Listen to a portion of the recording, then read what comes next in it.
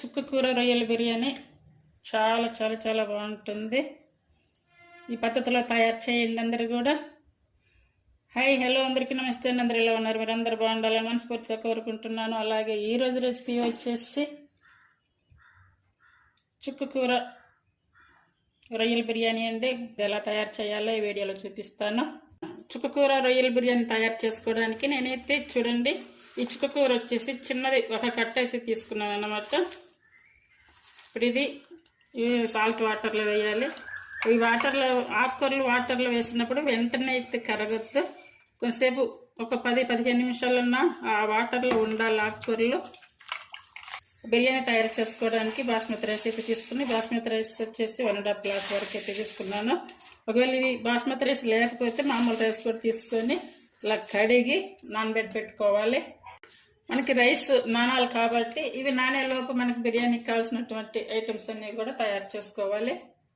రొయ్యలు క్లీన్ చేసుకునేటప్పుడు పైన ఇదిగో లోపల ఇది ఉంటుంది కదా, బ్లాక్ ఇలా నరంలాగా, ఇది కట్ చేసుకునేటప్పుడు ఇటు సైడ్ కాకుండా ఇక్కడ కట్ చేయండి. అంటే చివర కనుక కట్ చేస్తే కనుక ఎక్కడ బ్రేక్ కాకుండా చివరి నుండి మొత్తం వస్తుంది. చూడండి,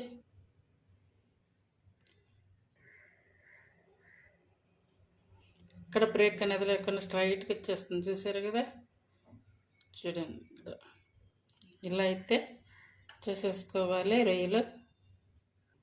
నేనైతే ఇప్పుడు కూడా ఇలా ఈ చివరిని కట్ చేసుకొని ఇలా అయితే తీస్తానన్నమాట. నేనైతే రొయ్యలన్నీ కూడా ఇలా క్లీన్ చేసుకున్నాను. మీరు ఎలా తయారు చేస్తారు?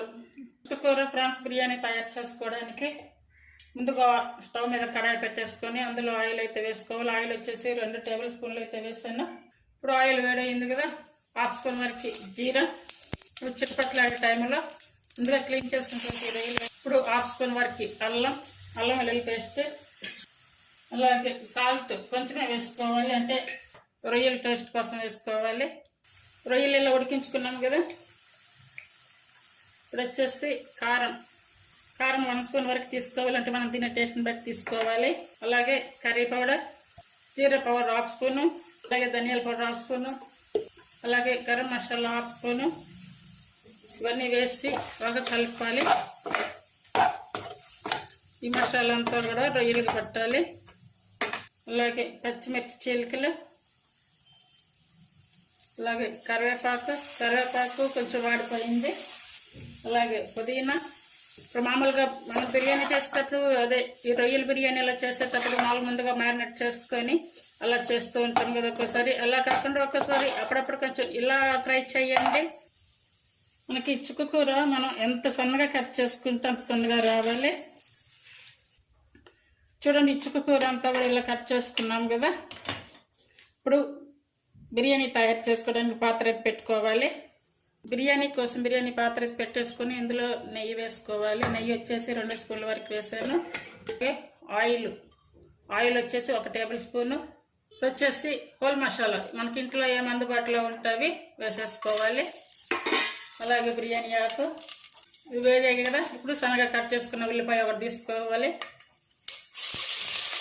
అలాగే పచ్చిమిర్చి చీలికలు, అలాగే కరివేపాకు, పుదీనా. ఇవి ఆల్రెడీ రొయ్యలు ఫ్రై చేసేటప్పుడు కూడా వేసాము, అంటే దాంట్లో కొన్ని దీంట్లో కొన్ని అలా వేసుకోవాలి.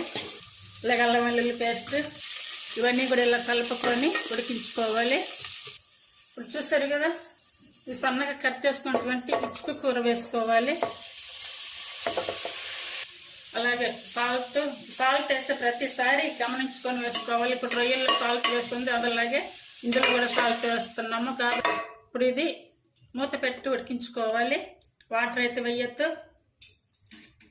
అలాగే 1/2 స్పూన్ వరకు కారం, అంటే రైస్ కోసం సపరేట్గా పాత్ర పెట్టేసుకొని ఇలా వాటర్ తీసుకోవాలి. వాటర్ తీసుకొని ఇందులో ఇదైతే షాయి జీరా వచ్చేసి 1 స్పూన్ వరకు అయితే వేసాను. అలాగే ఇప్పుడు సాల్ట్ అన్నాన్ని పట్టాలుగా, అలాగే బిర్యానీ ఆకు ఒకటి, నెయ్యి కానీ ఆయిల్ కానీ తీసుకోవాలి. ఇప్పుడు ఈ వాటర్ ఫుల్ ఆన్ మీద పెట్టుకొని మరిగే వరకు ఉంచుకోవాలి. చెక్క లవంగాలు అవన్నీ కూడా అందులో వేస్తున్నాయి. ఒకవేళ మీకు కావాలనుకుంటే కనుక ఇందులో కూడా వేసుకోవచ్చు. చూడండి, వాటర్ అయితే ఇలా మరుగుతున్నాయి కదా. ఇప్పుడు ముందుగా నానబెట్టుకున్నటువంటి రైస్, ఈ రైస్ వచ్చేసి నేను ఫస్ట్లో 1.5 గ్లాస్ తీసుకున్నా. తర్వాత మళ్ళీ హాఫ్ గ్లాస్ కూడా వేసాను. 2 గ్లాసెస్ అయితే రైస్ తీసుకున్నాను. ఇవన్నీ కూడా ఇందులో వేసుకోవాలి. అంతా కూడా బాగా కలిసేలా కలుపుకోవాలి. ఇది పొంగు వచ్చిన దాకైతే ఫుల్ ఆన్ మీద పెట్టుకోవాలి. చూసారు కదా, ఇలా పొంగు వచ్చింది కదా, 2 వంతుల వరకు ఉడికించుకోవాలి. ఈ ఆకుకూర ఉడికించుకున్నాం కదా, ఈ ఆకుకూర అంతా అంటే కొంచెం తీసి పక్కన పెట్టుకోవాలి. ఈ రైస్ తీసి మనం కర్రీ చేసుకున్నాం కదా, ఆ పాత్రలో వేసుకోవాలి. చూడండి, ఇలా చేసుకున్నాం కదా. ఇప్పుడు ఈ కర్రీని ఇందులో వేసుకోవాలి. అంటే మొత్తం లేయర్లుగా సర్దుకోవాలి. అలాగే రొయ్యలు కర్రీ చేసుకున్నాం కదా, ఇవి కూడా తీసి ఇందులో వేసుకోవాలి. ఇప్పుడు ఈ మిగిలిన ఈ రైస్ తీసి మళ్ళీ ఇందులో వేసుకోవాలి. ఇలా మీద వేసుకోవాలి. ఇప్పుడు ఈ రొయ్యలు కూడా ఇందులో వేసుకోవాలి. వచ్చేసి కుంకుమ పువ్వు వాటర్, ఇవి ముందుగా నానబెట్టుకొని ఈ వాటర్ అయితే వేసుకోవాలి. జీడిపప్పు పలకలు, అలాగే నెయ్యి, ఈ నెయ్యి అంతా కూడా ఇట్లా సైడ్లో వేసుకోవాలి. అలాగే ఇప్పుడు ఫ్రై ఆనియన్స్ వేసుకోవాలి. ఇప్పుడు అవసరం అనుకుంటే కనుక రైస్ ఉడికించుకుంటప్పుడు వాటర్ ఉంటాయి కదా, ఆ వాటర్ తీసి ఇందులో కొంచెం అక్కడక్కడ వేసుకోవాలి.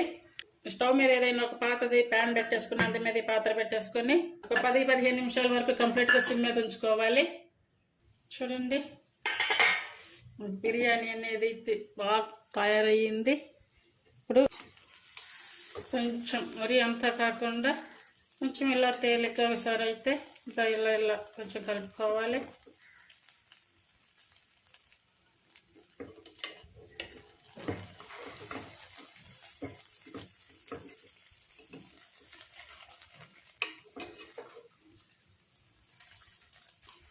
చుక్కకూర బిర్యానీ, చుక్కకూర రొయ్యల బిర్యానీ అంటే చాలా చాలా బాగుంటుంది.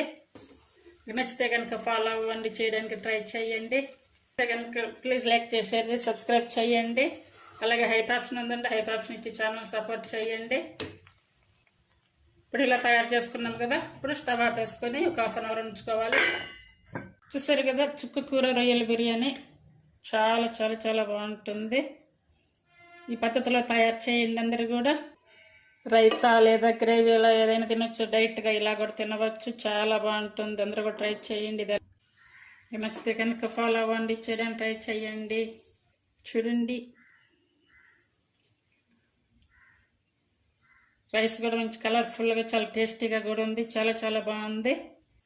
అయితే ఇందులోకి ఇలా రైతా పెట్టేసి తింటే థ్యాంక్ యూ ఫర్ వాచింగ్.